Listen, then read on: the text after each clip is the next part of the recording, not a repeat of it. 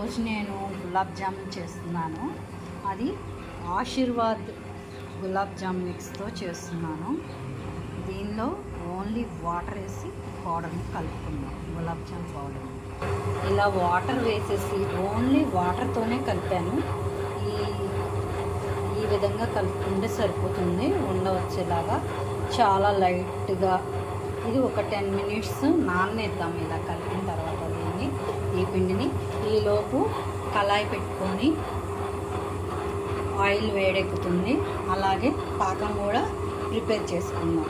పంచదార పాకం కూడా ప్రిపేర్ చేసుకుందాం. పాకం కోసం వెడల్పాటి గిన్నె పెట్టుకుంటాము. వెడల్పాటి గిన్నెలో అయితే గులాబ్ జాములు కూడా సెట్ అవుతాయి. అలాగే పాకం ఎక్కువే పడుతుంది కాబట్టి సుమారుగా ఒక 1/2 కేజీ వరకు నేను తీసుకుంటున్నాను. దీనిలో వాటర్ వేస్తాం. ఇది మునిగే వరకు వాటర్ వేద్దాం. ఇది లేత పాకం అయితే సరిపోతుంది. హెవీగా ఏమీ అవసరం లేదు. ఈ విధంగా మునిగే వరకు ఇంకొంచెం వాటర్ పడతాయి. అవి కూడా వేసేసుకుందాం.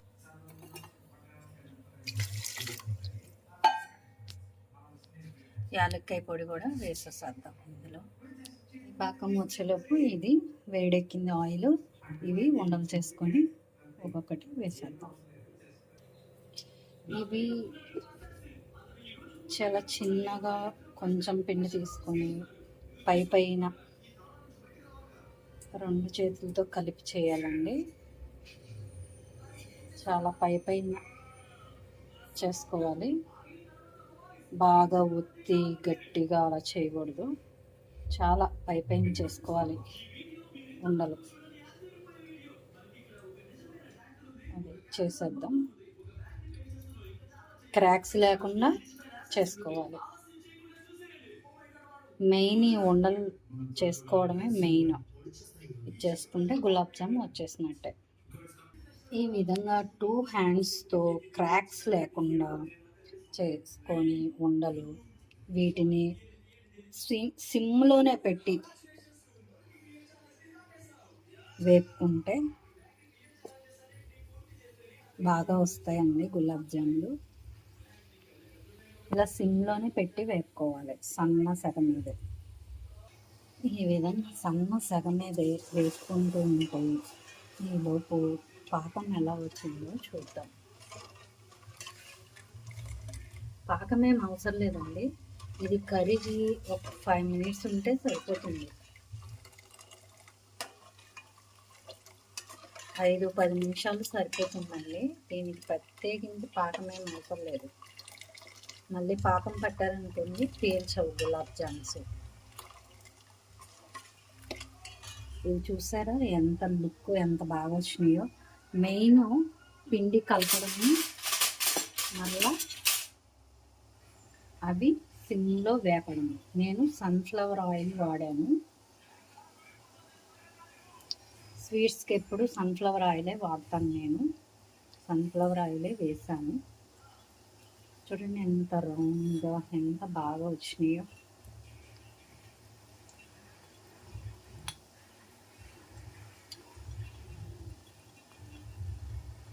టూ హ్యాండ్స్ ఉపయోగించండి. నేను సెల్ ఉందని ఒక హ్యాండ్తోనే మీకు చూపించాను. నా చేతిలో సెల్ ఉందని.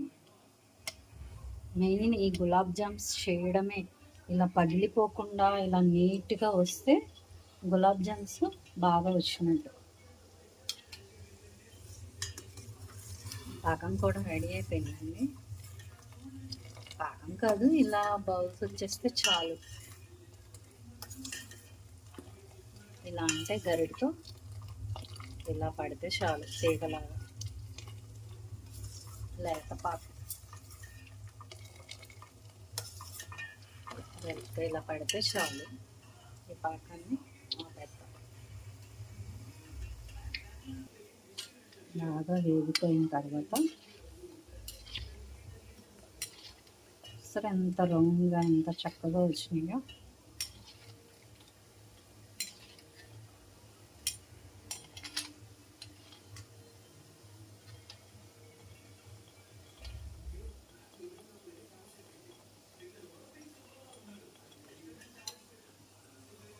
ఆపేద్దాం. ఈ వేగిన గులాబ్ జామ్స్ని ఇలా బాగా వేగిన గులాబ్ జామ్స్ని ఈ పాకంలో వేసేస్తాం.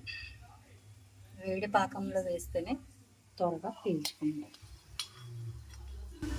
ఒక్కొక్కటి వేసేద్దాం.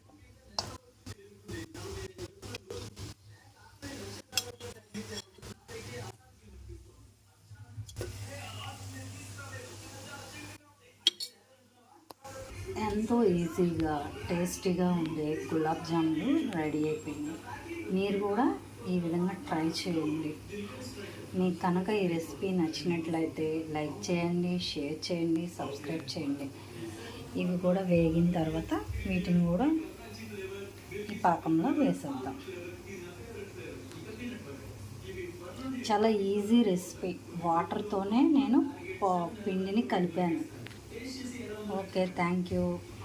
Like, share, subscribe.